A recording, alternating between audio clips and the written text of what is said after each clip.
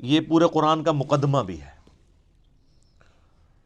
اس کو الفاتحہ بھی کہا جاتا ہے، یعنی کھولنے والی، یعنی قرآن اسی سے آ کے کھلتا ہے، یہ قرآن کی چابی ہے. احادیث میں اسے ام الکتاب بھی کہا گیا ہے، بخاری اور مسلم میں. لہٰذا یہ اس چیز کی متقاضی ہے چیز کہ ہم آج کا پورا لیکچر سورۃ الفاتحہ کو کور کریں، اور اگلے لیکچر سے ہم انشاءاللہ تعالی سورۃ البقرہ کا آغاز کریں گے. میرے بھائیو، سورۃ الفاتحہ قرآن حکیم کی وہ واحد سورت ہے کہ جس کی فضیلت قرآن میں آئی ہے. قرآن کی کوئی سورت ایسی نہیں ہے، انکلوڈنگ سورۃ الاخلاص بھی، کہ جس کی فضیلت قرآن میں آئی ہو سوائے سورۃ الفاتحہ کے. اس لیے فضیلت کے اعتبار سے قرآن حکیم کی سب سے افضل سورت وہ سورۃ الفاتحہ ہے. اس کی سپورٹ میں انشاءاللہ بخاری اور مسلم سے احادیث بھی پیش کروں گا. قرآن حکیم میں اللہ تعالیٰ نے سورہ الحجر پارہ نمبر 14 میں آیت نمبر 87 ہے. اعوذ باللہ من الشیطان الرجیم، بسم اللہ الرحمن الرحیم. وَلَقَدْ آتَيْنَاكَ سَبْعًا مِّنَ الْمَثَانِي وَالْقُرْآنَ الْعَظِيمِ، اور بے شک اے محبوب صلی اللہ علیہ وآلہ وسلم ہم نے آپ کو عطا فرمائی 7 آیات ایسی جو بار بار پڑھی جاتی ہیں، اور قرآن عظیم بھی. یعنی پورے قرآن کا ذکر الگ سے اور ان 7 آیات کا ذکر الگ سے سورۃ الحجر آیت نمبر 87 میں. اور ظاہر ہے وہ بار بار دہرائی جاتی ہیں. دنیا کا کوئی بھی مسلمان ہو، اس کا تعلق کسی بھی مکتبہ فکر کے ساتھ ہو، کم از کم 5 نمازوں کی فرض رکعتوں میں 17 دفعہ تو سورۃ الفاتحہ وہ پڑھتا ہے. سنتیں اور نوافل اور وتر اس کے علاوہ کوئی بھی نماز ایسی نہیں ہے جس میں سورۃ الفاتحہ ریپیٹ نہ ہوتی ہو. یہی اس کی فضیلت کے لیے کافی ہے کہ قرآن حکیم جو نماز میں ہم پڑھتے ہیں وہ ہم بدل بدل کے پڑھتے ہیں، لیکن سورۃ الفاتحہ ایسی چیز ہے جو ہر رکعت میں پڑھی جاتی ہے. حتیٰ کہ صحیح بخاری اور صحیح مسلم کی متفق علیہ حدیث ہے کہ اللہ کے محبوب صلی اللہ علیہ وآلہ وسلم نے فرمایا لا صلاۃ لمن لم یقرأ بفاتحۃ الکتاب، جو نماز میں سورہ فاتحہ نہیں پڑھتا اس کی نماز ہی نہیں ہوتی. یہ اتنی اوبلیگیٹری چیز ہے. یہ بات بھی اس کی فضیلت کے لیے کافی ہے کہ یہ قرآن حکیم کی نمبر 1 سورت ہے، اپنی ترتیب میں بھی مصحف کی اور اپنے فضائل کے اعتبار سے بھی. قرآن حکیم کی یہ سب سے عظمت والی سورت ہے. اس کی سپورٹ میں صحیح بخاری میں ایک بڑی مشہور حدیث ہے کہ سیدنا ابو سعید ابن معلہ رضی اللہ تعالی عنہ کہتے ہیں کہ میں ایک دفعہ مسجد نبوی میں نماز پڑھ رہا تھا تو اللہ کے محبوب صلی اللہ علیہ وآلہ وسلم نے مجھے آواز دی، تو میں چونکہ نماز میں مشغول تھا میں نے جانے میں تاخیر کر دی. تھوڑی دیر بعد میں پہنچا تو آپ صلی اللہ علیہ وآلہ وسلم نے فرمایا کہ میں نے تمہیں آواز دی تھی، تم کیوں نہیں آئے؟ تو انہوں نے کہا کہ میں نماز پڑھ رہا تھا.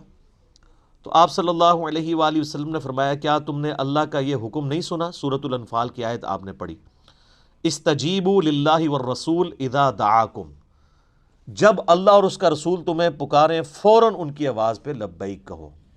اس کائنات میں ایک ہی ہستی ایسی ہے مخلوقات میں کہ جو اگر عین نماز کی حالت میں بھی کسی کو بلائیں تو نماز توڑ کر نہیں، نماز چھوڑ کر اسی حالت میں ان کی خدمت میں حاضر ہونا یہ فرض ہے سورۃ الانفال کی اس آیت کے تحت اور بخاری کی اس حدیث کے تحت.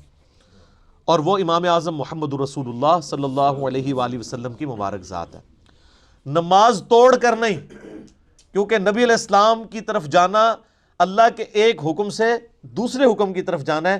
وہ جہاں پہ نماز اس نے چھوڑی ہوگی، اگر 1 رکعت پڑھی ہے، 2 پڑھی ہیں، 3 پڑھی ہیں، تو آ کر وہیں سے اپنی نماز شروع کرے گا، اس کی نماز ٹوٹے گی بھی نہیں.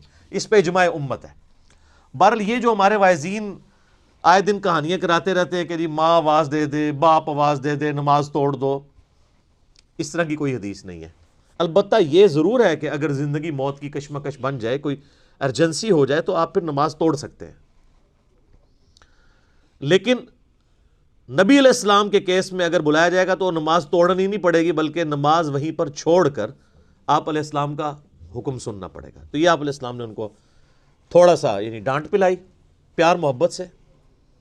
پھر آپ نے اس صحابی کا ہاتھ اپنے ہاتھوں میں پکڑا اور پھر فرمایا کہ میں اس مسجد سے باہر نکلنے سے پہلے تمہیں قرآن حکیم کی سب سے عظیم صورت سکھاؤں گا۔ آپ علیہ السلام کی عادت تھی کہ آپ اگر کسی کو تھوڑا سا بھی سختی سے پیش آتے تھے تو پھر اس کے ساتھ دل جوئی بھی فرماتے تھے۔ آپ ہاتھ پکڑے اور فرمایا کہ میں تمہیں نا ایک تحفہ دوں گا۔ وہ صحابی کہتے ہیں پھر تھوڑی دیر بعد جب ہم مسجد سے باہر نکلے تو مسجد سے نکلتے ہوئے میں نے نبی علیہ السلام سے کہا یا رسول اللہ اپنا وعدہ پورا کریں، آپ نے مجھے کہا تھا کہ آپ مجھے قرآن کی سب سے عظمت والی صورت تعلیم فرمائیں گے۔ تو آپ علیہ السلام نے فرمایا کہ وہ صورت ہے الحمدللہ رب العالمین، یعنی سورۃ الفاتحہ۔ اور پھر آپ علیہ السلام نے ساتھ ہی یہ سورہ ہجر کی آیت نمبر 87 بھی پڑھی کہ یہ وہ جو قرآن حکیم میں آیا ہے وَلَقَدْ آتَيْنَاكَ سَبْعًا مِّنَ الْمَثَانِ وَالْقُرْآنَ الْعَظِيمِ، یہ ہے وہ صورت جو قرآن حکیم میں اللہ نے مجھے عطا کی، جو 7 آیات بار بار دہرائی جاتی ہیں۔ اور پھر آپ علیہ السلام کے بخاری میں الفاظ ہیں یہ ام الکتاب ہے، یہ قرآن کی ماں ہے، قرآن کی جڑ اس میں ہے، اسی سے پورے قرآن کا درخت نکل رہا ہے۔ فاتحہ بھی ہے، ام الکتاب بھی ہے، اور یہ وہ 7 آیات ہیں جو سورہ ہجر میں آئی ہیں۔ تو سورہ ہجر کی اس آیت کے کانٹیکسٹ میں کتاب التفسیر چیپٹر میں امام بخاری اس حدیث کو لے کر آئے ہیں۔ یہ حدیث کافی ہے اس کی فضیلت کے لیے۔ اچھا، یہ تو سورہ اعظم تھی نا قرآن کی۔ قرآن کی ایک آیت بھی ہے جو اعظم ہے، وہ صحیح مسلم میں حدیث ہے۔ ابی ابن کعب، جن کے بارے میں بخاری مسلم میں آتا ہے کہ 4 بندوں سے قرآن سیکھو، ان میں ایک عبداللہ ابن مسعود ہیں اور ایک ابی ابن کعب ہیں اور سیدنا سالم ہیں، یہ ان میں سے ایک ہیں۔ تو ابی ابن کعب کہتے ہیں کہ نبی علیہ السلام نے مجھ سے ایک دن پوچھا کہ جانتے ہو کہ قرآن کی سب سے اعظم آیت کون سی ہے؟ تو انہوں نے کہا یا رسول اللہ صلی اللہ علیہ وآلہ وسلم، میرے اندازے کے مطابق قرآن حکیم کی سب سے عظیم آیت اللہ لا الہ الا هو الحی القیوم، آیت الکرسی، سورہ بقرہ کی آیت نمبر 255 ہے۔ تو آپ علیہ السلام نے اپنا ہاتھ ان کے سینے پہ مارا محبت کے ساتھ اور فرمایا ابو منذر، تمہیں یہ علم مبارک ہو، یعنی نبی علیہ السلام نے ان کے علم کے اوپر ان کی تحسین فرمائی کہ تمہیں میرے بتائے بغیر تم نے صحیح اندازہ لگایا کہ قرآن حکیم کی سب سے اعظم صورت جو آیت ہے وہ آیت الکرسی ہے۔ بخاری سے پتہ چلا کہ سب سے اعظم صورت سورۃ الفاتحہ ہے، مسلم شریف سے پتہ چلا سب سے اعظم آیت آیت الکرسی ہے۔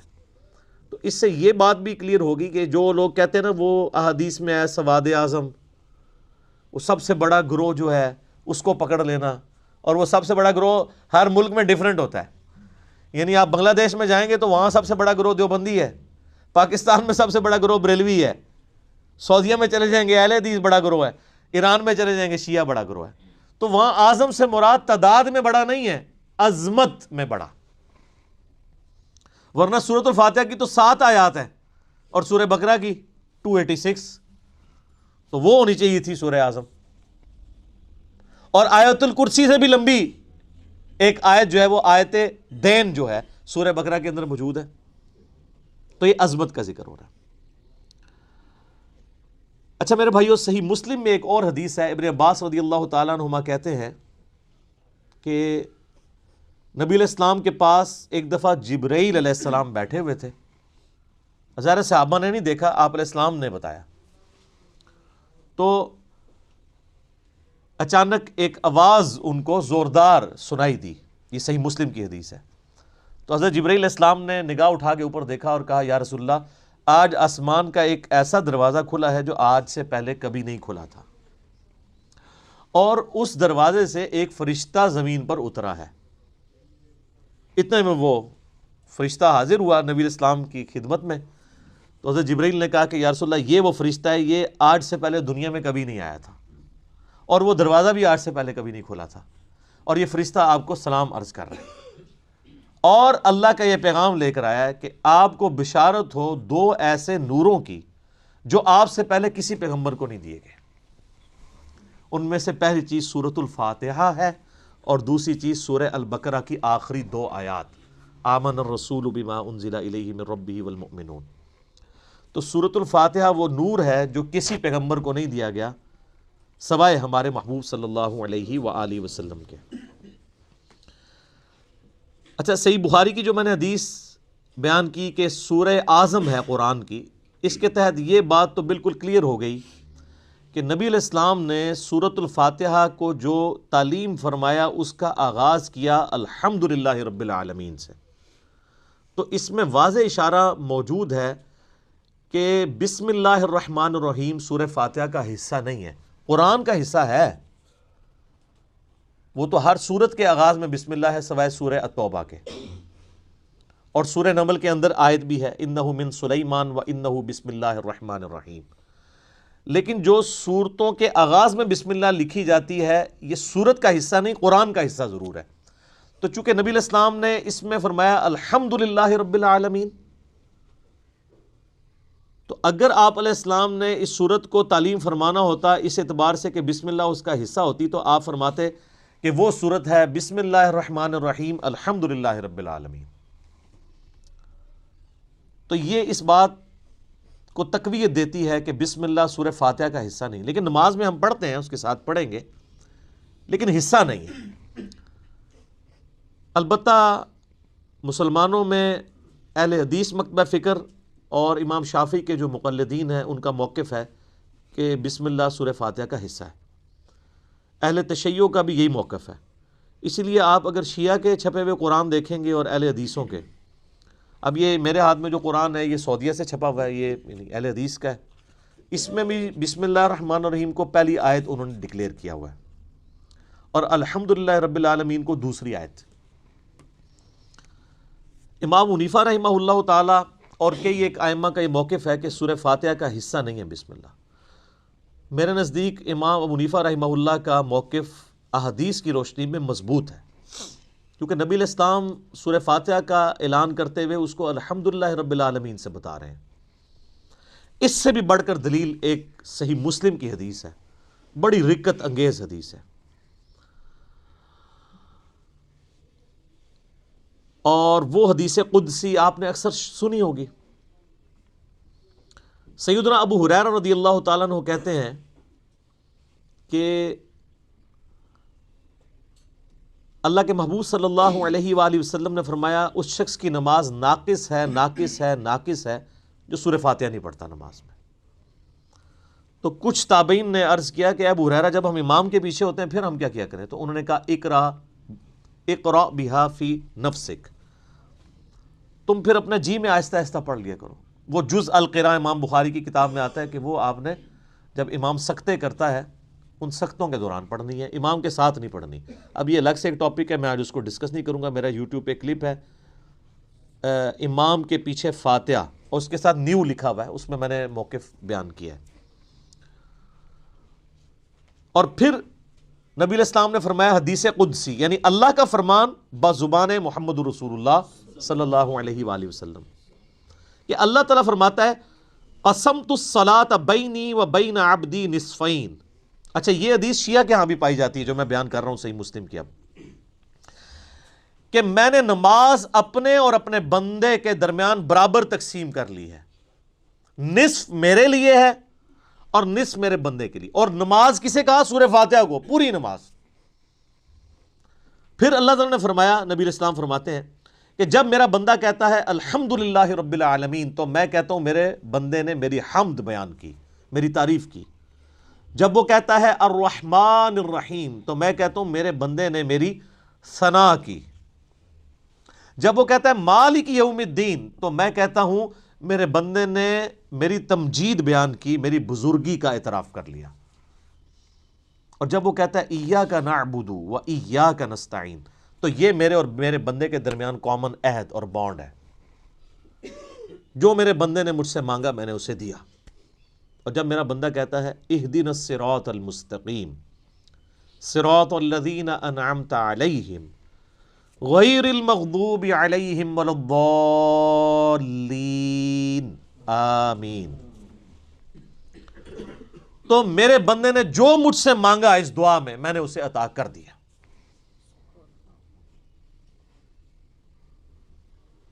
یہ حدیث بھی اس بات کا ثبوت ہے کہ سورہ فاتحہ کا حصہ بسم اللہ نہیں ہے، ورنہ تو یہ سٹارٹ یہاں سے ہوتی کہ جب میرا بندہ کہتا ہے بسم اللہ الرحمن الرحیم تو میں کہتا ہوں میرے بندے نے میرے نام سے آغاز کیا۔ جب وہ کہتا ہے الحمدللہ رب العالمین تو میں کہتا ہوں میرے بندے نے میری حمد کی۔ تو اس حدیث میں بھی، حدیث قدسی میں بھی سورہ فاتحہ کا آغاز الحمدللہ رب العالمین سے ہوا۔ لہٰذا اہل تشیع اور اہل سنت میں اہل حدیث اور شافعی ہیں جو شوافع، ان کا موقف مضبوط نہیں ہے اس مسئلے میں۔ امام حنیفہ رحمہ اللہ کا موقف اس مسئلے میں، جہاں کئی مسئلوں میں ان کے موقف غلط ہے، اس مسئلے میں ان کا موقف ٹھیک ہے کہ سورہ فاتحہ کا حصہ نہیں ہے بسم اللہ۔ اس سے بھی بڑھ کر بخاری و مسلم میں حدیث ہے، انس ابن مالک کہتے ہیں میں نے پوری زندگی نبی علیہ السلام کے پیچھے نماز پڑھی، اس کے بعد حضرت ابوبکر کے پیچھے، پھر حضرت عمر کے پیچھے، پھر حضرت عثمان کے پیچھے۔ میں نے ان چاروں میں کسی کو بھی قرات کا آغاز نماز میں بسم اللہ سے کرتے ہوئے نہیں سنا، ہمیشہ الحمدللہ رب العالمین سے سنا۔ وہ ثنا تو خاموشی سے پڑھی جاتی ہے نا، اور بسم اللہ بھی۔ قرات کا آغاز وہ کرتے تھے الحمد سے، اس کا مطلب ہے کہ وہ سورہ فاتحہ سے اسے الگ سمجھتے تھے۔ اور مسلم میں تو یہاں تک الفاظ ہیں، بلکہ وہ حضرت انس بن مالک تو انکار ہی کر رہے ہیں، وہ کہتے ہیں کہ نبی علیہ السلام اور حضرت ابوبکر و عمر سورہ فاتحہ سے نہ پہلے بسم اللہ پڑھتے تھے نہ بعد میں، یعنی اگلی سورہ سٹارٹ کرنے سے پہلے بھی بسم اللہ نہیں پڑھتے تھے، کنٹینیوشن کے ساتھ پڑھتے تھے۔ بعض محدثین نے اس کی توجیہ بیان کی کہ اس سے مراد ہے کہ بلند آواز سے نہیں پڑھتے تھے، کیونکہ ثنا اور بسم اللہ آہستہ آواز سے پڑھنا تو ثابت ہے، تو آہستہ آواز سے پڑھنا ہی اس بات کی دلیل ہے کہ اس کو فاتحہ سے الگ کر کے پڑھتے تھے، لہٰذا وہ فاتحہ کا حصہ نہ ہوا۔ اچھا، اب ٹیکنیکلی اس کو آپ سمجھیں کہ سورہ فاتحہ کی یہ 7 آیات کیسے پوری ہوتی ہیں۔ مسلم میں جو یہ ہے نا الفاظ کہ آدھی میرے لیے آدھی میرے بندے کے لیے، تو پھر سورہ فاتحہ آدھی ہوتی ہوگی نا کہیں پہ، کیونکہ آدھی میرے لیے اور آدھی میرے بندے کے لیے، تو آئیں پھر آدھی کر کے دیکھ لیتے ہیں۔ وہ سٹارٹ ہو رہا ہے اس حدیث میں جب میرا بندہ کہتا ہے الحمدللہ رب العالمین تو میں کہتا ہوں میرے بندے نے میری حمد کی، الرحمن الرحیم میرے بندے نے میری ثنا کی، مالک یوم الدین میرے بندے نے میری بزرگی کا اعتراف کیا۔ 3 آیتیں ہوگی۔ اس کے بعد آتا ہے ایاک نعبد و ایاک نستعین، یہ میرے اور میرے بندے میں کامن ہے، لہٰذا یہ آیت پھر سینٹر میں ہوگی، کیونکہ تینوں پہلی آیات جو ہیں وہ اللہ کی تعریف ہے، الحمدللہ رب العالمین، الرحمن الرحیم، مالک یوم الدین۔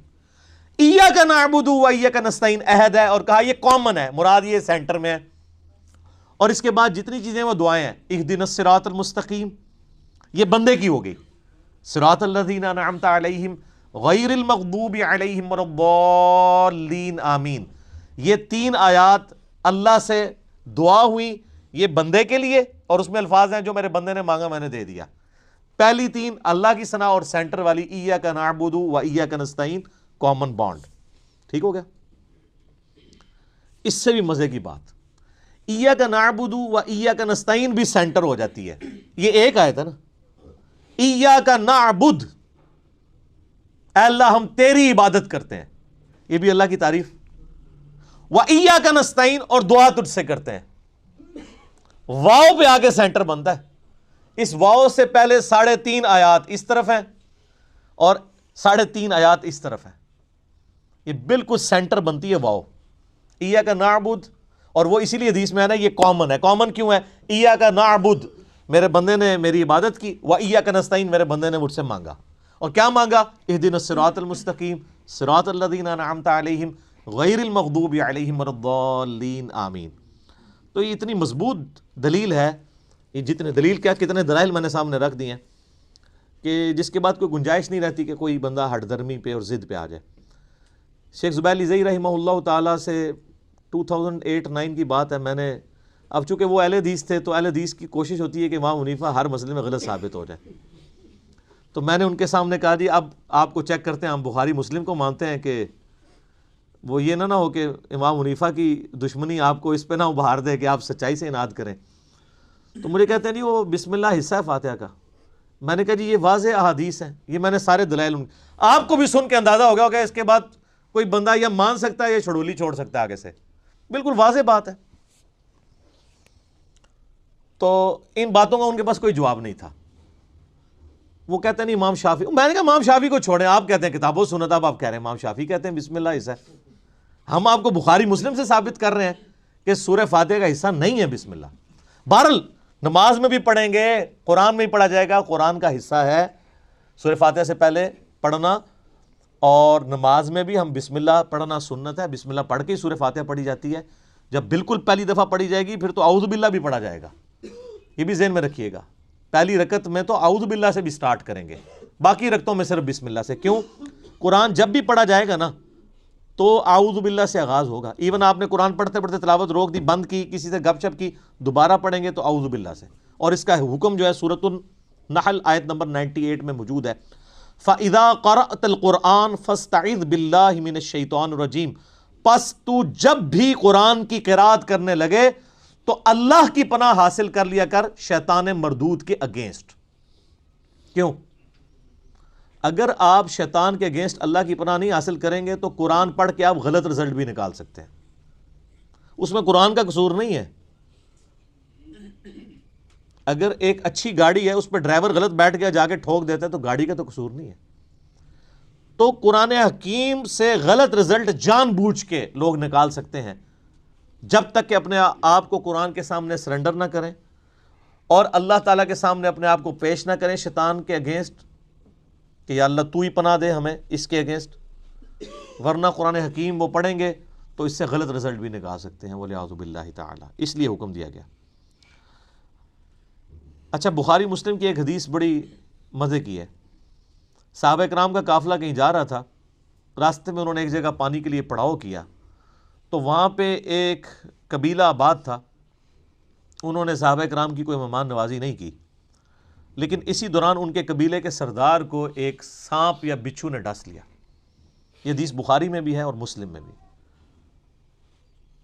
تو جب وہ سانپ اور بچھو نے ڈس لیا تو وہ صحابہ کرام کے پاس آئے اور کہا کہ تم میں سے کوئی ایسا ہے جو جھاڑ پھونک کر سکتا ہو، دم ڈال سکتا ہو زہریلے جانور کا؟ تو ایک صحابی نے کہا ہاں مجھے ایک دم آتا ہے، لیکن میں یہ بکریوں کا پورا ریوڑ اس کے عوض معاوضہ لوں گا۔ مرتے کیا نہ کرتے، پھنسے ہوئے تھے، انہوں نے کہا ٹھیک ہے۔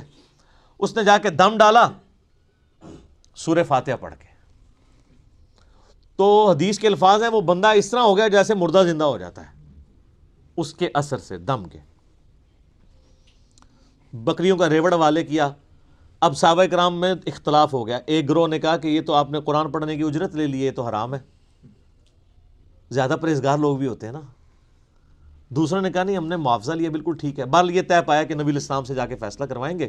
آپ علیہ السلام کے پاس آئے تو آپ صلی اللہ علیہ وآلہ وسلم نے پہلے تو اس کی تحسین کی کہ تو نے یہ بہت بڑی انوینشن کی ہے، تجھے کس نے بتا دیا کہ سورہ فاتحہ میں اتنی شفا ہے؟ سورہ فاتحہ شفا بھی دیتی ہے۔ اور پھر آپ علیہ السلام نے فرمایا ان احق ما اخذتم علیہ اجرا کتاب اللہ، سب سے بہترین چیز جس کے اگینسٹ تم معاوضہ طلب کر سکتے ہو وہ اللہ کی کتاب ہے۔ اور پھر آپ علیہ السلام نے فرمایا کہ وہ جو بکریاں لی ہیں نا اس میں سے کچھ حصہ مجھے بھی دو تاکہ امت کے لیے کنفرم ہو جائے کہ یہ مال حلال ہے۔ انہی حدیث کے تحت قرآن حکیم کی جو تعلیم کی اجرت ہے نا، نمازیں پڑھانے کی اجرت نہیں میں بات کر رہا، قرآن کی تعلیم کی اجرت لینا وہ جائز ہے ایز اے ٹیچر۔ جیسے آپ باقی علوم حاصل کرتے ہیں تو پیمنٹ کرتے ہیں نا، چاہے ٹیوشن کے لیے جائیں یا اسکول کے لیے، ویسے ہماری طرح بغیر پیسے لیے پڑھائیں وہ تو بہت اعلیٰ درجے کی چیز ہے۔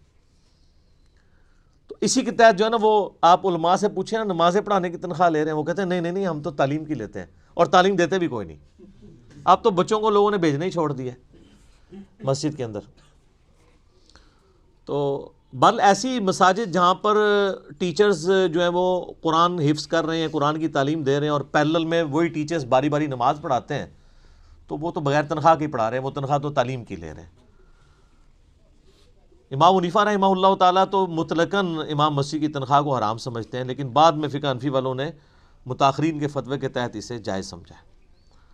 تو بل قرآن کی تعلیم والا معاملہ بالکل ٹھیک ہے۔ اب رہی وہ حدیث بخاری و مسلم کی کہ لا صلاۃ لمن لم یقرأ بفاتحۃ الکتاب، جو فاتحہ نہیں پڑھتا اس کی نماز نہیں ہوتی۔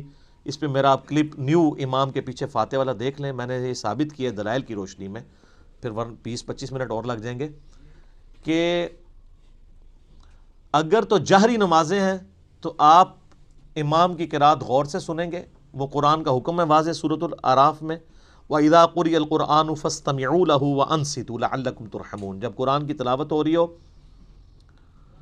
تو تم خاموشی اختیار کرو اور بڑے غور کے ساتھ سنا کرو تاکہ تم پر رحم کیا جائے. البتہ جو سری نمازیں ہیں جیسے عصر کی نماز ہے اور ظہر کی نماز ہے, اور جو جہری نمازیں ہیں ان کی بھی جو آخری والی رکعتیں ہیں وہ بھی سرن ہی ہوتی ہیں نا. اگر آپ دیکھیں گے نا تو صرف 6 رکعتیں ہیں جن میں اونچا قرآن پڑھا جاتا ہے, باقی 11 رکعتیں ہیں 17 میں سے ان میں سرن پڑھا جاتا ہے, اور نوافل تو سارے سرن پڑھے جا رہے ہوتے ہیں. تو ان میں آپ امام کو غور سے سنیں, اور اگر امام سکتہ دے دے, جیسے جز القراء میں امام بخاری نے مقدمہ یہ پیش کیا ہے کہ قرآن کہتا ہے کہ جب قرآن پڑھا جائے خاموشی سے سنو, حدیث کہتی ہے فاتحہ کے بغیر نماز نہیں ہوتی, تو وہ کہتے ہیں اس کا آپٹیمل سولوشن یہی ہے جو سنن ابی داؤد میں حدیث بھی ہے کہ نبی علیہ السلام سکتے کیا کرتے تھے, رکوع میں جانے سے پہلے ایک سکتہ ہوتا تھا, اور حضرت ابو ہریرہ کہتے ہیں کہ امام کے سکتے کو فاتحہ کے لیے غنیمت سمجھو جز القراء میں. لہٰذا مسلم کی جو حدیث ہے نا اقرا بہا فی نفسک, اس میں حضرت ابو ہریرہ یہ نہیں کہہ رہے کہ امام کے ساتھ ساتھ جی میں پڑھو, وہ سکتے کا ہی ذکر کر رہے ہیں کیونکہ دوسری جگہ اس کی تفسیر موجود ہے. تو یہی موقف امام ابن تیمیہ کا بھی ہے. حالانکہ اہل حدیث امام ابن تیمیہ کو بڑا مانتے ہیں, لیکن امام ابن تیمیہ جو ہے وہ جہری نمازوں میں سننے کے اور سرن میں پڑھنے کے قائل ہیں. شیخ البانی بھی یہی موقف رکھتے ہیں, مولانا مودودی رحمہ اللہ کا بھی یہی موقف ہے, ڈاکٹر اسرار صاحب کا بھی یہی موقف ہے, اور ایون جو سعودیہ سے قرآن چھپتا ہے اثر البیان, اس میں بھی لکھا ہوا ہے کہ قرآن اور حدیث دونوں پہ عمل کرنا چاہیے. جب امام قرات کر رہا ہو تو خاموشی سے سننی چاہیے, اور سکتے میں پڑھنا چاہیے اگر سکتے میں آپ کو موقع ملے. ایون حافظ ابن کثیر نے بھی تفسیر ابن کثیر میں آ کے اینڈ پہ اسی موقف کو ہی ترجیح دی ہے, اور یہی موقف امام مالک رحمہ اللہ تعالیٰ کا ہے جو سب سے مضبوط موقف ہے. میں نے اس کے دلائل بھی اور پورے ان کا جو کاؤنٹر نیریٹو ہے, اب ظاہر ہے کہ یہ موقف اڈاپٹ کریں گے تو آپ کو حنفیوں کے ساتھ بھی منہ ماری کرنی پڑے گی اور اہل حدیث کے ساتھ بھی.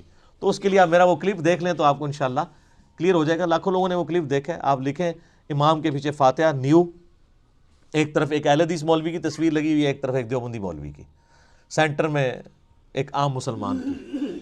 تو وہ اس کلپ میں نے یہ ساری باتیں کھول کے بیان کی ہیں. آج میں اس چیز کو سکپ کر رہا ہوں تاکہ گفتگو لمبی نہ ہو جائے. اب آلموسٹ 25 منٹ رہ گئے پیچھے, تو ہم اللہ کا نام لے کے سورہ الفاتحہ کا آغاز کرتے ہیں. اعوذ باللہ من الشیطان الرجیم, بسم اللہ الرحمن الرحیم, الحمد للہ رب العالمین.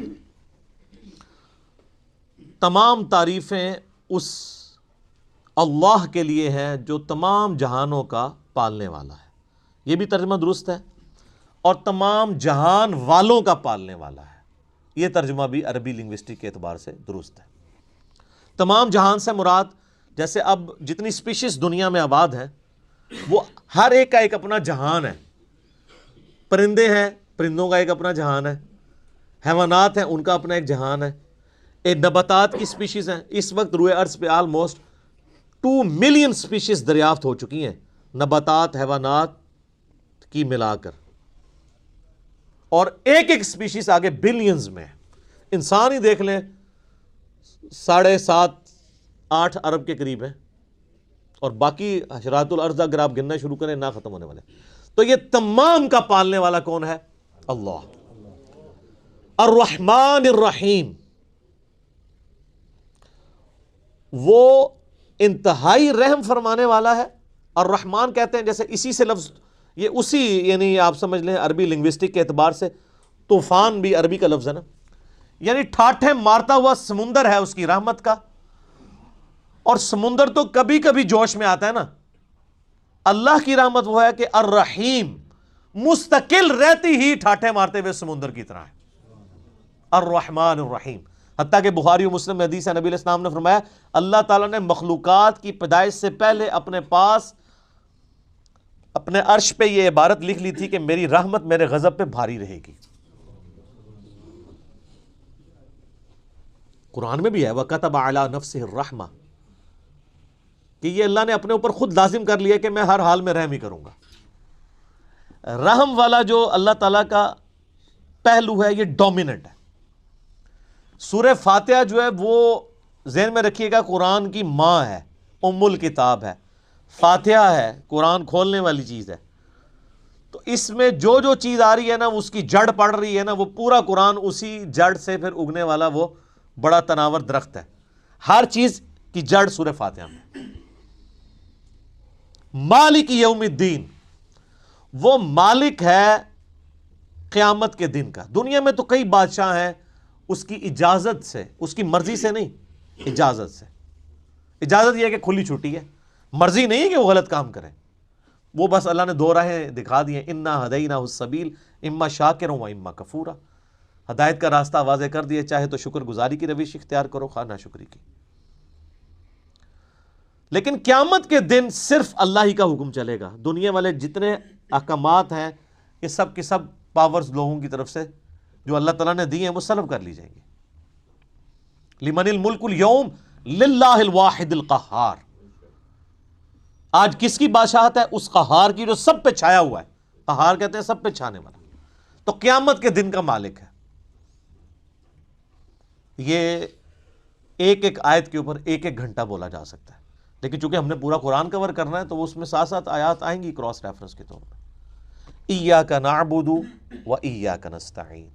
تعریف کرنے کے بعد اے اللہ ان ساری چیزوں کے ہوتے ہوئے حق تو یہ ہے کہ عبادت بھی تیری ہوگی، دعا بھی تجھی سے کی جائے گی. اے اللہ ہم صرف تیری ہی عبادت کرتے ہیں اور کرتے رہیں گے، تجھی سے مدد مانگتے ہیں اور تجھی سے مانگتے رہیں گے. کیونکہ یہ مضارع کا صیغہ ہے جو کنٹینیوشن ہے. پریزنٹ ٹینس اور فیوچر ٹینس عربی میں ایک ہی ہوتا ہے. ہمارے تو تین ہوتے ہیں نا اردو میں اور انگلش میں، پاسٹ، پریزنٹ اور فیوچر. عربی میں فیوچر اور پریزنٹ کے لیے ایک ہی صیغہ استعمال ہوتا ہے، وہ یہاں پہ استعمال ہوا ہے. ایاک نعبد و ایاک نستعین.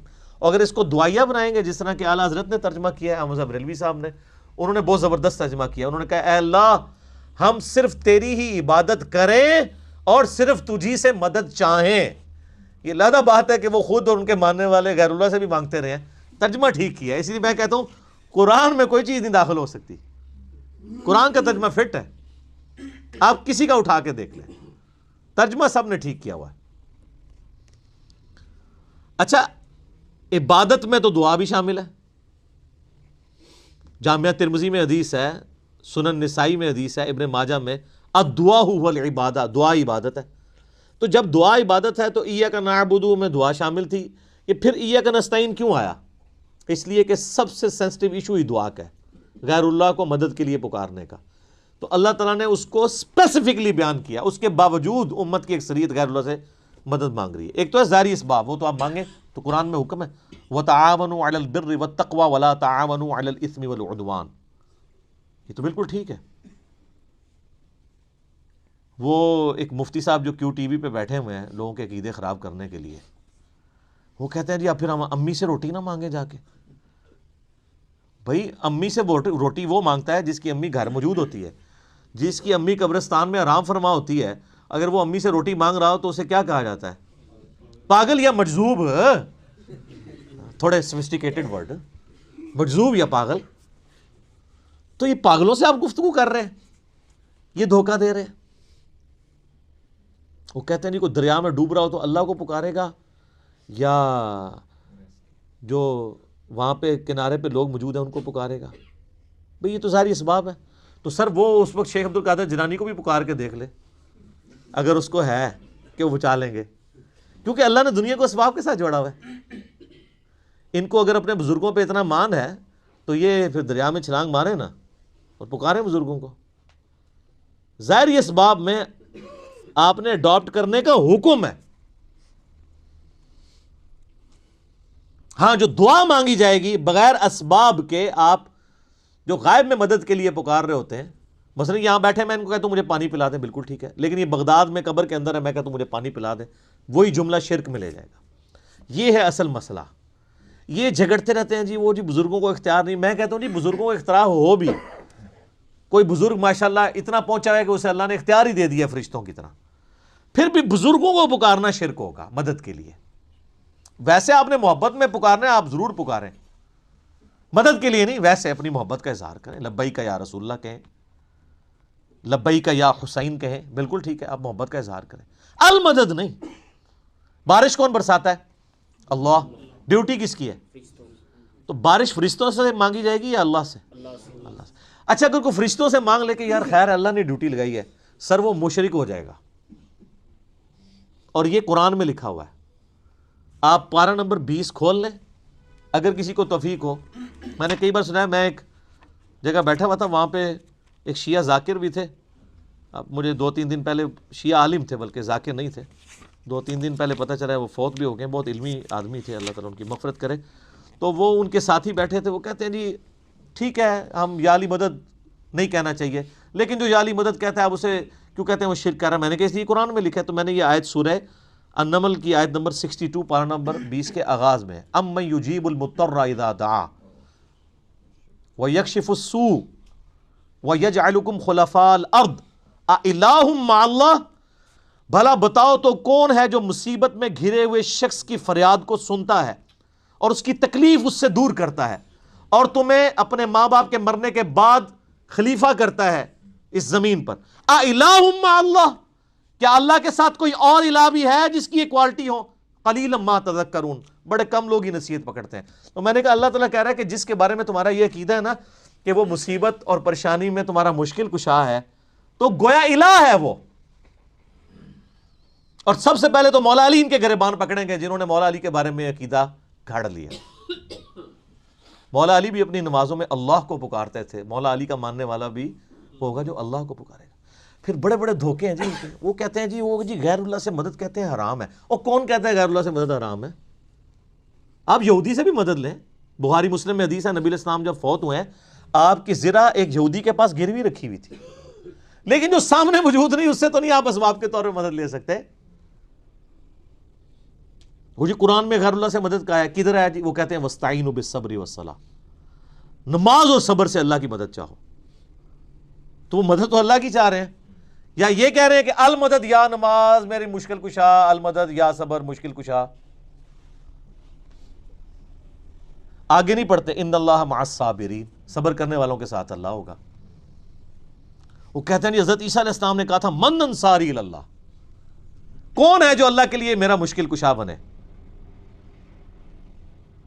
وہ تو ظاہری اسباب میں، ہمارے نبی علیہ السلام کے بھی صحابہ آپ کے جو ساتھی تھے وہ آپ کے اسباب میں آپ کے مشکل کشا تھے، لیکن وہ والا مشکل کشا نہیں کہ جو آپ وہ سمجھ رہے ہیں، ورنہ اگر نبی کا مشکل کشا صحابہ اکرام تھے تو پھر تو ان کا مرتبہ اوپر ہو گیا۔ تو وہ صرف صحابہ مشکل کشا نہیں تھے، وہ یہودی جس نے نبی علیہ السلام کی زرہ گروی رکھ کے آپ کو کچھ دیا تھا وہ بھی مشکل کشا ہے۔ اور سب سے بڑا مشکل کشا سورج ہے۔ سورج اگر ختم ہو جائے تو زمین پہ نہ نباتات اپنا اگ سکتی ہیں، نہ حیوانات ان نباتات کو کھائیں گے، سب کچھ ختم ہو جائے گا۔ دنیا میں ہواؤں کا چلنا، موسموں کا بدلنا، یہ سب کچھ سورج کی وجہ سے ہے۔ تو کوئی کہتا ہے المدد یا سورج، کسی کے ذہن میں یہ وہم بھی آتا ہے کہ سورج مشکل کشا ہے، حالانکہ آپ کے بزرگ تو کچھ بھی نہیں کر سکتے جو کچھ سورج کر رہا ہے، اور سورج کو موت بھی نہیں ہے، یہ آپ کے بابے مر چکے ہیں۔ تو کہیں نا المدد یا سورج، کہیں گے نہیں جی سورج کا کیا کمال ہے، وہ تو اللہ نے اس کی ڈیوٹی لگائی ہوئی ہے، تو ہم اس کو کیوں پکاریں، ہم اللہ کو کیوں نہ پکاریں؟ تو بابوں کی بھی اگر ڈیوٹی لگی ہوئی ہے تو بابوں کو نہ پکارو، ویسے ڈیوٹی کو نہیں لگی ہوئی، اگر لگی بھی ہو for the sake of argument, تمہاری جعلی جو دلائل ہیں اس پہ ایگری کرتے ہوئے، پھر بھی ان کو نہیں آپ پکارو گے، شرک ہو جائے گا اور ناقابل معافی جرم ہو جائے گا۔ یہ اتنے سارے انہوں نے دھوکے دیے ہوئے ہیں، اور زیادہ تر ظاہری اسباب کے ذریعے دے رہے ہوتے ہیں۔ وہ جی صحیح بخاری میں حدیث ہے، ایک صحابی کی پنڈلی ٹوٹ گئی، وہ حضور کے پاس حاضر ہوا، آپ علیہ السلام نے ہاتھ پھیرا، بالکل ٹھیک ہے، لیکن آج اگر کسی کی پنڈلی ٹوٹے گی تو نبی علیہ السلام تو دنیا میں موجود نہیں ہے، اور اگر آپ کو اتنا شوق ہے تو آپ اپنی پنڈلی توڑیں، آپ کو روضہ شریف پہ لے جاتے ہیں، پتہ چل جائے گا جڑتی ہے کہ نہیں۔ نبی علیہ السلام دنیا میں موجود ہوں، ہم دعا کروانے کے لیے اپنے مسائل ان کے سامنے لے کے جائیں گے۔ تو اس میں کافی سارے دھوکے ہیں۔ میں نے 2.25 گھنٹے کا لیکچر دیا ہے دعا صرف اللہ ہی سے، مسئلہ نمبر 3 میرا ریسرچ پیپر نمبر 3 بھی ہے، دعا صرف اللہ ہی سے، جو ہزاروں لوگوں کے عقیدہ توحید کی اصلاح کا سبب بنا ہے، اسی کی ایکسٹینشن ہے مسئلہ نمبر 43 وسیلہ اور توسل کے صحیح احکام و مسائل۔ اس پہ گھنٹوں بولا جا سکتا ہے، جتنے انہوں نے لیم ایکسکیوزز ڈیوائز کیے ہوئے ہیں، جتنے دھوکے دیے ہوئے ہیں. اور پھر وہ کہتے ہیں دیکھیں جی وہ اگر وہ جو آپ پتہ ہے پچھلے کچھ کئی سال پہلے خانہ کعبہ شریف میں کرین گری تو کہتے ہیں وہ بزرگوں کے ماننے والے کو موقع مل گیا، ان کا یہ کہتے تھے خود کچھ حملے ہوتے ہیں مزاروں پہ نہیں روکتے، تو اللہ نے کون سی کرین روک لی؟ اور اللہ کا تو دعویٰ ہی کہیں نہیں ہے کہ میں روکوں گا. وہ ابرا کے لشکر کو ایک دفعہ ہی تباہ کیا ہے. یزید نے جب کعبے پہ چڑھائی کی ہے تو اللہ نے برباد نہیں کیا اس لشکر کو. دنیا بقدر ایفرٹ ہے. صحیح بخاری میں حدیث ہے قرب قیامت میں ایک پتلی ٹانگوں والا حبشی کعبے کی اینٹ سے اینٹ بجا دے گا. اللہ نے حفاظت وہ ابراہیم علیہ السلام کے لیے ایک دفعہ ہی آگ ٹھنڈی ہوئی ہے. کئی صحابہ جو ہیں وہ آگ میں جلائے گئے ہیں رومن امپائر کی جنگوں میں، تیل کے کڑاؤں میں ان کو ڈالا گیا. لیکن آپ کا دعویٰ ہے کہ آپ کے بزرگ سب کچھ کر سکتے ہیں. ہم کہتے ہیں پاکستان کی بجلی پوری کر دیں. اچھا یہ بزرگ جب بیمار ہوتے ہیں، یہ تو آغا خان میں اور شفا انٹرنیشنل میں جاتے ہیں، آپ بیمار ہوتے ہیں آپ کو اٹھا کے مزار پہ لے جاتے ہیں. آمدہ کوئی بزرگ بیمار ہو چیخیں بھی مارتا رہے، اس کو کہ نہیں سر دسو جانا کیڑے مزار تے ہے، اسپتال نہیں تو کھڑنا. دنیا کے مہنگے ترین ہاسپٹلز میں یہ علاج کرواتے ہیں. آپ کو کہانیاں کرائیں گے کہ ہمارے پاس لے کے آؤ ہم بائی پاس کریں گے. کوئی دنیا کا بزرگ جو ہے وہ مجھے ختنہ کر کے بتائے. بائی پاس تو بہت بڑی چیز ہے، بلیڈ مارے بغیر، کیونکہ بائی پاس تو بغیر بلیڈ کے کرتے ہیں نا. وہ سب جھوٹ فراڈ. اور صحیح ہو رہا ہے آپ کے ساتھ، کیونکہ آپ نے دین بین لوگوں کے حوالے کیا ہوا. تو دیکھیں پھر آپ کے ساتھ کیا کر رہے ہیں. اہدنا الصراط المستقیم، اے اللہ ہمیں چلا سیدھے راستے پر. یہاں بھی دھوکے دیتے ہیں. اور یہ سارے ہی بزرگ ٹھیک ہیں، سارے ہی راستے ٹھیک ہیں. اور قرآن میں تو راستے آئے کہ ہی نہیں ہیں.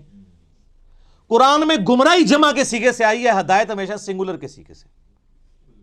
ظلمات آیا گمراہی کے لیے، نور آیا انوار نہیں آیا. تو قرآن کا ترجمہ ہی غلط کر رہے ہو. اہدنا الصراط المستقیم، اے اللہ ہمیں چلا سیدھے راستے پر. صراط الذین انعمت علیہم، راستہ ان لوگوں کا، راستے نہیں. وہ کہتے ہیں چاروں ہی حق پہ ہیں، پانچوں ہی حق پہ ہیں، سارے ہی ٹھیک ہیں. راستہ ان لوگوں کا انعمت علیہم، جن پر تیرا انعام ہوا. اور یہ آیت پڑھ کے اپنے بابوں کے نام لینے شروع کر دیتے ہیں. یہ بابے تو جمے بھی نہیں سن اس ٹائم جدو آیت نازل ہوئی ہے. اور پھر یہ بابے بھی مختلف ہیں. بریلویوں کے انعمت علیہم جو ہیں وہ مغضوبی علیہم ہیں دیوبندیوں کے، اور دیوبندیوں کے انعمت علیہم جو ہیں بریلویوں کے مغضوبی علیہم ہیں، اور وہ ضالین بھی ہیں. تو بابوں کی کون سی آپ ہمیں ڈوز لگا رہے ہیں؟ کوئی بابے کامن نہیں ہے. انعمت علیہم کون ہے؟ وہ سر سورہ النساء کی آیت نمبر 69 میں ہے، من النبیین والصدیقین والشہداء والصالحین. نبی ہیں، صدیقین ہیں، شہداء ہیں، صالحین ہیں. لیکن صالحین کون؟ ڈیفینیٹ تو صرف صحابہ اور اہل بیت ہے. اس کے بعد صرف ہماری اسیسمنٹس ہیں. اللہ کو پتہ ہے کیونکہ یہ وہی کا معاملہ ہے. تو راستہ، اور وہ راستہ کس کا ہے؟ اچھا راستہ اللہ کی طرف سے کسے عطا ہوتا ہے؟ بابے کو یا پیغمبر کو؟ اللہ کے کھاتے میں تو بابا کوئی ہوتا ہی نہیں ہے، پیغمبر ہی ہوتے ہیں، باقی سب فالوور ہوتے ہیں. لیڈر ایک، یہاں تو ان کو انہوں نے لیڈر بنا دیا ہوا نا، یہ فالوور تھے. اور وہ سر مسند احمد میں صحیح سند سے حدیث ہے، مشکات کی آپ کو پہلی جلد میں ملے گی. نبی علیہ السلام نے زمین پہ ایک لکیر کھینچی، ارد گرد ٹیڑھی لکیریں کھینچی، اور آپ نے وہ سیدھی لکیر پر انگلی رکھ کے سورہ الانعام کی آیت پڑھی، وَأَنَّ هَذَا صِرَاطِي مُسْتَقِيمًا، اور یہ کہ یہ ہے سیدھا راستہ جو میرا ہے، جو بالکل سیدھا ہے، مستقیم ہے. اسی کی پیروی کرو، ادھر ادھر کے راستوں کی پیروی مت کرنا، وہ تمہیں بہکا دیں گے. یہ ہے وہ چیز جس کی اللہ تمہیں وصیت کرتا ہے. یہ آیت آپ علیہ السلام نے پڑھی اور اپنے راستے کو کہا یہ سیدھا راستہ ہے. تو سیدھا راستہ نبی علیہ السلام کا ہے. انعام یافتہ لوگوں کا راستہ نہیں ہے سیدھا، وہ تو بیچارے خود راستے پہ چل رہے ہیں. یہ کہتے ہیں ان کے پیچھے چلیں. نہیں نہیں نہیں نہیں، ان کے پیچھے نہیں، اس راستے پہ چلنا ہے جس راستے پہ وہ چل رہے ہیں. ان کے پیچھے نہیں چلنا، نبی علیہ السلام کے پیچھے چلنا ہے. کیونکہ وہ تو پھر آپ خود ہی میں سناتے ہیں، شیخ عبد القادر جیلانی کے پاس شیطان آیا، اس نے کہا عبد القادر تیری ساری نمازیں معاف ہیں جی. تو کہنا جی عبد القادر جیلانی نے لا حول ولا قوت الا باللہ پڑھا اور کہا تو شیطان ہے. تو اس نے جاتے جاتے پھر وار کیا، اس نے کہا تجھے تیرے علم نے بچا لیا. تو کہا نہیں مجھے اللہ کے فضل نے بچایا. تو کہتے ہیں وہ ایک نورانی شکل میں آیا تھا، تو وہ کہنے لگا میں تیرا رب ہوں. اور پھر اس نے کہا کہ تیرے اس مقام پہ پہنچے ہوئے 70 غوث میں نے ورگلا دیے. تو ہم کہتے ہیں غوث تو آپ کہتے ہیں سب سے بڑا اونچا مرتبہ ہوتا ہے، وہ 70 غوث جس شیطان نے ورگلا دیے اس کو کیوں نہیں پیر مانتے؟ اور وہ جو 70 غوثوں کے ماننے والے لاکھوں مرید تھے وہ تو کہہ رہے تھے ہمارے بزرگ ہمیں بخشوائیں گے، وہ بزرگ تو خود اللہ کے فضل سے دوزخ پہنچے ہوئے ہیں، کو شیطان نے ورگلا دیا، تو تسی کتنے جاؤ گے؟ تو سر پیر انہوں پڑھو جنہوں اللہ نے تہاڈا پیر بنایا، ما ضل صاحبکم وما غوا، تمہارے نبی نہ کبھی بہک کے ہیں نہ کبھی بیرا چلے ہیں، اس کو پیر مانو۔ سناتے خود ہیں اور انجینئرنگ پھر جب ہم کرتے ہیں ان کو سمجھ آتی ہے ہمارے ساتھ ہو کیا گیا ہے۔ تو اس کا غوثوں کا تو اعتبار ہی کوئی نہیں، 70 غوث جو رگڑے گئے نے تو باقی کا کیا اعتبار ہے؟ تو نبی علیہ السلام کو اپنا امام مانے۔ تو صراط الذین انعمت علیہم نبی علیہ السلام کا راستہ۔ اچھا بخاری مسلم میں ایک حدیث ہے، ایک صحابی حاضر خدمت میں، یا رسول اللہ قیامت کب آئے گی؟ فرمایا کو تیاری کی ہے؟ کہ یا رسول اللہ بس موٹے موٹے فرض ہی پورے کرتا ہوں، زیادہ کوئی باتیں نہیں میرے پاس۔ یعنی باتوں سے مراد یہ نہیں ہے کہ نماز ہی نہیں پڑھتا ہوں، یعنی نفلی باتیں نہیں ہیں، کوئی نفلی روزے نہیں رکھتا، بہت تہجدیں اشراقیں نہیں پڑھتا، موٹا موٹا جو فرض دین ہے اس پہ چلتا ہوں، البتہ میں اللہ اور اس کے رسول سے محبت کرتا ہوں۔ تو نبی علیہ السلام نے فرمایا پھر اللہ اور اس کے رسول تیرے ساتھ ہوں گے۔ انس ابن مالک کے بخاری مسلم میں الفاظ ہیں کہ ہمیں اسلام لانے کے بعد پوری زندگی حضور کے کسی فرمان سے اتنی خوشی نہیں ہوئی جتنے اس فرمان سے ہوئی کہ جو اللہ اور اس کے محبوب سے محبت کرتا ہے اللہ اس کا محبوب اس کے ساتھ ہوں گے۔ اور پھر انس ابن مالک کے الفاظ ہیں بخاری کے اندر، اے اللہ میں رسول اللہ سے، ابو بکر سے، عمر سے محبت کرتا ہوں، گو میرے اعمال ان کے والے نہیں ہیں، لیکن پھر بھی تو قیامت والے دن مجھے ان کا ساتھ نصیب فرمانا۔ ہم بھی اللہ سے دعا کرتے ہیں کہ اللہ تعالیٰ قیامت الدن ہمیں نبی علیہ السلام، صحابہ کرام اور اہل بیت کا ساتھ نصیب فرمائے، آمین۔ تو یہ وہ لوگ ہیں انعمت علیہم، یہ انعمت علیہم پڑھ کے باپوں کے نام لینے شروع کر دیتے ہیں، فلانے علی سرکار، کاں علی سرکار، کتیاں علی سرکار، کوڑے علی سرکار، پتہ نہیں کیا کیا یار۔ میں کہتا ہوں ان جن کو بزرگ کلیم کر رہے ہیں ان سے نماز سنیں نا، یہ تجوید کے ساتھ نماز، ترجمہ تو آتا ہی نہیں ہے، تجوید کے ساتھ نماز بھی نہیں آپ کو سنا سکتے، جس میں عین، حا، غین، قاف، ثا، سین، صاد، ذال اس کا فرق کر سکے۔ یہ آپ شروع ہی کریں گے کہ نہیں یہ تو انہوں نہیں آتا ہوئے گا، اور پھر کلیم کر رہے ہیں کہ آپ کو رسول اللہ تک پہنچائیں گے جو خود نبی علیہ السلام سے کوسوں دور ہے۔ انعمت علیہم پھر کون ہوئے؟ ڈیفینیٹلی انبیاء کرام، صحابہ کرام اور اہل بیت، بس بعد میں آپ کی اور میری منہ شگافیاں ہیں، آپ کسی کو رحمت اللہ علیہ کہہ دیں دوسرے لعنت اللہ علیہ کہہ دیں گے، وہ اپنی اپنی مرضی ہے، اس کی کوئی گارنٹی نہیں ہے۔ صراط الذین انعمت علیہم غیر المغضوب علیہم ولا الضالین، آمین۔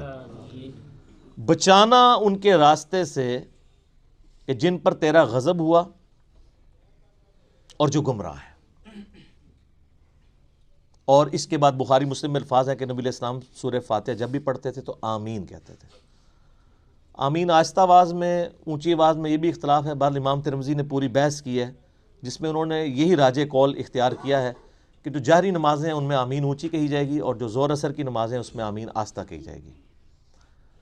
بہرحال آمین کہنا سنت ہے، یہ آمین قرآن کا حصہ نہیں ہے، اسی لیے سورہ فاتحہ جب قرآن میں لکھی ہوتی ہے کبھی غور سے آپ نے دیکھا نہیں وہاں آمین نہیں لکھی ہوتی، کیونکہ وہ نماز یعنی نماز میں سنت ہے، قرآن کا حصہ نہیں ہے۔ اور بخاری مسلم کے الفاظ ہیں کہ اس وقت فرشتے بھی آمین کہتے ہیں، اور جب امام آمین کہتا ہے تو جس کی آمین فرشتوں کے ساتھ مل جائے اللہ تعالیٰ اس کی مغفرت فرما دیتا ہے۔ اسی لیے اس چیز کا اہتمام کیا جاتا ہے کہ آپ ولضالین سے پہلے پہلے شامل ہو جائیں۔ تو یہ غیر المغضوب علیہم ولا الضالین، اس میں تعویل خاص کے اعتبار سے تو ظاہر ہے کہ جو نبی علیہ السلام کی امت سے پہلی امتیں جو گمراہ ہوئی ہیں جن پر اللہ کا غضب ہوا، وہ تو قرآن پھر ہمیں بتاتا ہے ضربت علیہم الذلہ والمسکنہ، یہودیوں کے بارے میں کہ اللہ تعالیٰ نے ان کو بندر اور خنزیر بنا دیا، کونوا قردۃ خاسئین، ان پر ذلت اور رسوائی اور غریب الوطنی مسلط کر دی، وہ آج تک مسلط ہے۔ اور ضالین گمراہ ہوئے لوگ وہ نصارہ ہیں کہ جن کے پاس یعنی سب کچھ شغف تھا معاملات میں لیکن غلو کیا دین کے معاملے میں، گمراہی کا راستہ اختیار کیا، باتیں بہت کی، حضرت عیسیٰ کو مانا لیکن ان کو ڈیوینٹی میں کلیم کر دیا۔ یہودیوں کا مسئلہ تھا، یہ اہل علم تھے، اس کے باوجود جان بوجھ کر انہوں نے گمراہی کا راستہ اختیار کیا۔ آپ کو پتہ کتنے ہیلے بہانے یہ کرتے تھے، اس لیے اللہ نے کہا یہ مغضوب علیہم ہے، ان پہ اللہ کا غضب ہوا ہوا ہے، لعنت ہوئی بھی ہے۔ سورہ نساء میں آتا ہے نا کہ لعنتی ہیں یہ۔ عیسائیوں کو اللہ نے لعنتی نہیں کہا اس سختی کے ساتھ، کیونکہ ان میں اکثر لوگ سیدھے سادے تھے، گمراہ ہو گئے، لیکن ہے گمراہ ہے، یہ نہیں کہ ان کا سیدھا پن ان کو بچا لے گا، ایسا نہیں ہے، لیکن بڑا جرم ہے کہ جان بوجھ کے ایسا کرنا۔ تو غیر المغضوب علیہم، جن پر اللہ کا غضب ہوا، وَلَضَّالِّينَ، اور جو گمراہ ہوئے۔ یہ آخری آیت ہے۔ اچھا وہ بعض لوگ کہتے ہیں وہ جی ہر ایک کی جگہ آیت پڑھی ہوئی، یہاں آیت نہیں پڑھی۔ یہ آیات کے جو نشان بھی ہیں نا، یہ بھی مطلب کوئی آپ پرانے مصحف اٹھائیں گے نا، اگر کلمی ان میں نہیں تھے، یہ تو ڈویژن بعد کی ہے، اندازے تو موجود تھے، یعنی جو آگے ہم گول وہ استعمال کرتے ہیں۔ تو عموماً جو قرآن چھپتے ہیں نا، ان میں وہ والی غیر المغضوب علیہم ولا سے پہلے جو ہم پڑھتے ہیں نا صراط الذین انعمت علیہم، اس کے اوپر نہیں ہوا ہوتا، یعنی وہ گول نشان نہیں ہوتا، تو اس سے لوگ سمجھتے ہیں کہ شاید یہ پوری ایک آیت ہے، تو پھر بسم اللہ کو شامل کریں گے تو 7 آیتیں پوری ہوں گی۔ نہیں، یہ 2 آیات ہیں، اور میں نے ٹیکنیکلی جو دلائل رکھے ہیں اس سے یہ چیز ثابت ہوتی ہے کہ سورہ فاتحہ کا حصہ بسم اللہ شریف نہیں ہے۔ اب یہ سورہ فاتحہ جو ہے، اگر آپ اس کو اوور ویو کریں نا، تو قرآن پاک میں جتنی بھی چیزیں بیان ہونی ہیں آئندہ آنے والے قرآن میں، سب کی جڑ اس کے اندر موجود ہے۔ اسلام کے بنیادی 3 عقائد کون سے ہیں؟ عقیدہ توحید، عقیدہ رسالت اور عقیدہ آخرت، یہی ہے نا؟ یہ 3 عقیدے سورہ فاتحہ میں موجود ہیں۔ عقیدہ توحید، الحمدللہ رب العالمین الرحمن الرحیم مالک یوم الدین ایاک نعبد و ایاک نستعین۔ عقیدہ آخرت، مالک یوم الدین، بدلے کے دن کا مالک، اور اہدنا الصراط المستقیم صراط الذین انعمت علیہم۔ عقیدہ رسالت، کیونکہ رسولوں کو اللہ تعالیٰ راستہ اختیار کرتا ہے نا، وہی دیتا ہے نا آگے، امتوں کو رسولوں کے ذریعے دیا جاتا ہے۔ تو پورے قرآن کا جو یعنی آپ سمجھیں عقائد کی بنیاد اس صورت میں ہے کہ تمہیں مرنے کے بعد اپنے رب کے حضور پیش ہونا ہے، وہ قیامت کے دن کا مالک ہے۔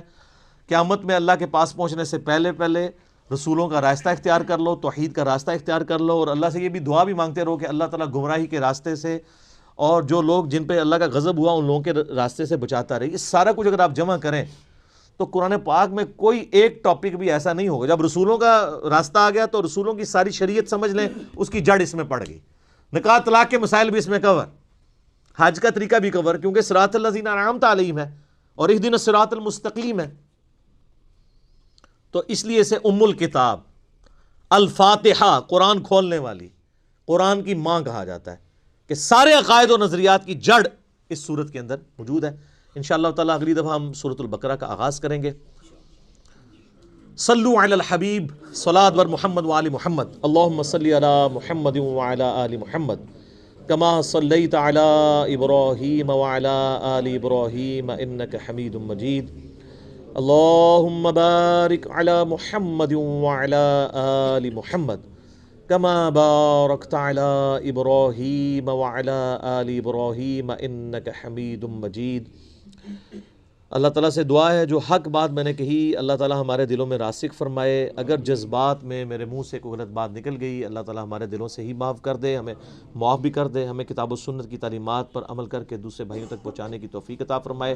سبحانک اللہم و بحمدک، اشہد ان لا الہ الا انت، استغفرک و اتوب الیک، وما علینا الا البلاغ المبین۔